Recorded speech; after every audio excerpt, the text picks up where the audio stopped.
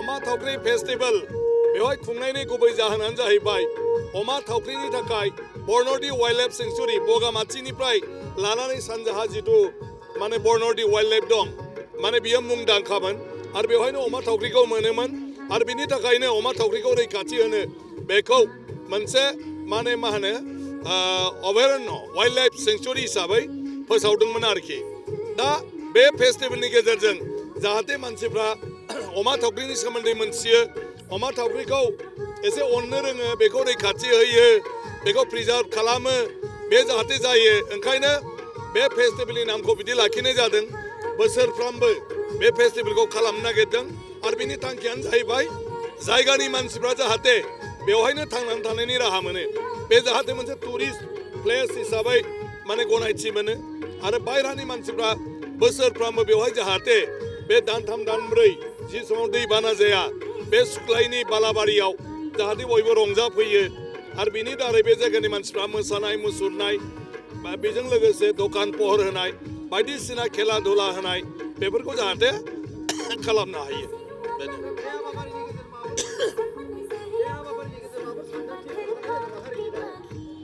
ना हारिनिथ' बिदै गैया खिन्थु गाव गावनो लानांगोन नोङो नोंनि बर'नि जानाय लोंनायखौ मानसिफ्रा मोजां मोनो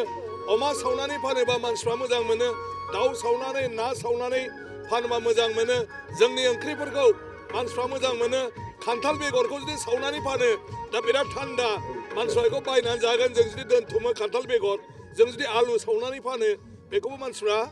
बायनानै जागोन थासुमलिखौबो जुदि बेवहाय सावनानै फानोबा रुनानै नङा बयबो बायनानै जागोन बेबायदि जोंनि बर'नि गासिबो जानाय लोंनाय आरो बिनि उनाव जोंनि गाननाय जोमनाय बेफोरखौ जुदि देखायो दा नोंथांमोना केमेरामेन बे पर्टेल निउसाव जुदि बेवहाय दिनै बयखौबो फट' खेबै खेबै लोगो लोगो फट'खौ जुदि प्रिन्ट खालामनानै फानोमोनब्ला गोबां थाखा खामायनो हागौमोन आरो खमावबाबो दिनै 200-300 मानसिया फट' साफायजागौमोन दा बेवहाय बर' ट्रेडिसनेल ड्रेसफोरखौ जुदि बेवहाय गानहोनानै जुदि फट' खेबो बेवहाय अब्ला बयबो बेजोंनो फैसा खामायनो हागोन आरो फैग्रा मानसिफ्राबो मोजां मोनगोन आरो बर' एटायार्डआव गतिके बर'नि नामैनो गासिबो खालामनो हायो मोसानाय जों बेवहाय टिकेट सिस्टेम सानफ्रोमबो मोनाबिलियाव बर'नि मोनब्रै मोनबा मोसानाय माने 100 थाखा लानानै जों दिन्थिनो हायो बयबो नायगोन जेरै गोबां मेथाइ खनग्रा सेंग्रा सिख्लाफोर दं जायफ्रा 20,000 10,000 बेजों मेथाइ खननो हागोन आरो बिनि गेजेरजों हयथ' 50,000 कालेक्सन खालामनो हागोन होमब्ला मेथाइ खनग्रा मानसिफ्राबो थांनानै थानायनि राहा मोनगोन आरो माखासे लाइमोनफ्राबो बेवहाय बेफोरखौ मावनानै मोनसे थांनानै थानायनि थाखाय रांखान्थि आरजिनो हागोन दा ओंखायनो हारिनि खोथा गैया नाथाय हारिनि मोजां बुस्थुखौ लानानै जोङो सुजुगखौ लानांगौ मेथाइ खनगिरि सुलेखा बसुमतारी नितामनि बर' इलिशा बर' फुकन बर' बिथांमोना ना बे हाबाफारियाव सोमोनांथाव होननायथ' जेबो गैया दिनै जों गिबि खेब बे जायगायाव बम्बेनिफ्राय बलिउडनि आर्टिस्ट लाबोदों एस किं जाय मानसिया देश बिदेश बायहेरायावबो गिदिर गिदिर प्रग्राम खालामो बिथांखौ जों हांख्रायनानै लाबोदों बेनि उनाव जोंनि लकेल आर्टिस्टफोर दङ जोंहा इलिशा फुकन ओमफ्राय मा नमिता आरो सुलेखा आब' बिनि अनगायैबो जोंहा माने मा होनो मोसागिरिफोर दं माने मा होनो हेलेनामोन दङ फुजि फैदों आरो दिनै गेमस्रि दैमारि फैदों बेबायदिनो माने मासुम फैदों गोबां मोसाग्रा आरो मेथाइ खनग्राफ्रा बेवहाय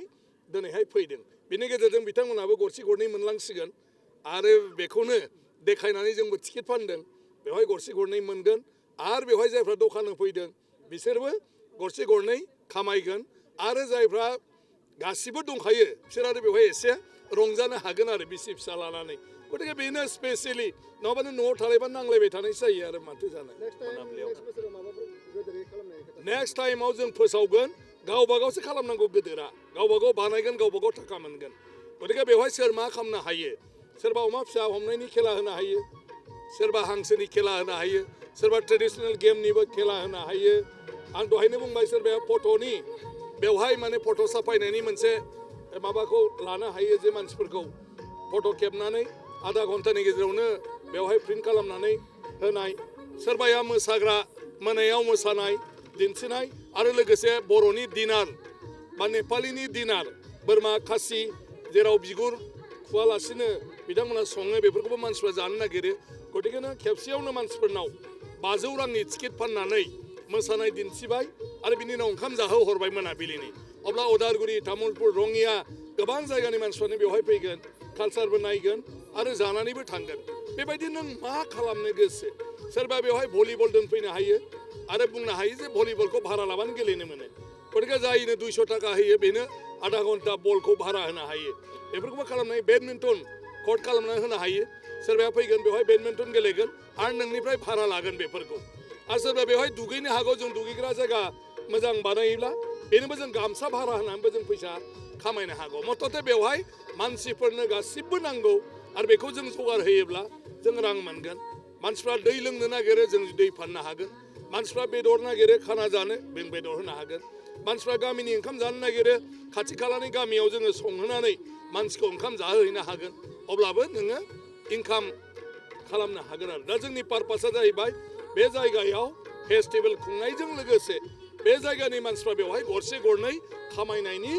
लामा मोननांगौ दा सोरबा जुदि हेलिकप्टार गाखोहोनो नागिरदोंबा दानिफ्रायनो हेलिकप्टारखौ बुकिं खालामनो हायो आरो दानसे दाननै हेलिकप्टारखौ लाबोनानै बिनि जायगानि मानसिफोरखौ जाय गाखोफेरनो मोनाखै हेलिकप्टार गतिके 3-4 हाजार थाखायाव 5 मिनिट हेलिकप्टार माने सालायनानै बै बगामाथि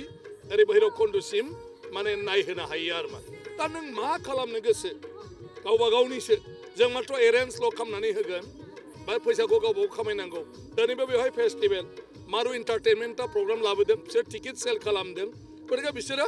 फैसा मोनगोन माखासे बेखिनिया आरो आर्टिस्टफ्रा दिनै जाय फैदों बिसोर फैसा मोनगोन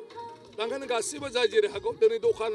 जों बानायनानैल' होदों जायगाखौ बिसोर गावबा गावनो दखानखौ होफैदों बिसोर गासिबो फैसा मोनगोन मानसिफ्रा जेसेबां जायो बेयाव जोंनो होनाङा जेबो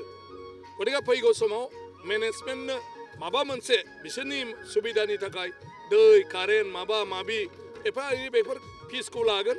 नाथाय गावबा गावनि जों गासिबो खामायनायाबो गावनि खालामनायाबो गावनि मात्र बुलायलायनो मोना दावराव दावसि खालामनो मोना नांलाय खमलाय जायगानि मानसिफ्रा जौ लोंनो मोननाय नङा बेखौ बेन खालामनाय जागोन आरो गासिबो बोसोरै बे जाबायनो थागोन खुंबायनो थागोन मानसिफ्रा गाव गावनो नागिरफैगोन बयबो गावबा गाव जायगा आवग्रिगोन गावबा गाव माबा मोनसे खालामगोन सोरबाया उद लाबोगोन उदाव गाखोहोगोन सोरबाया गराइ लाबोगोन गराइयाव गाखोहोगोन सोरबाया मटर साइकेल हाद्रि बालायाव सालायग्रा लाबोगोन बेखौ बिनिफ्राय नावखाथासिम सुख्लाय दै सालायलांगोन नोंसोरबो दा हायोब्ला माने मेडियानि बाथ्राखौ दोनथ'नानै बेवहाय थाखा खामायनायनि बाथ्राखौ साननो हायो आरो दानिफ्रायनो गोजोन्थों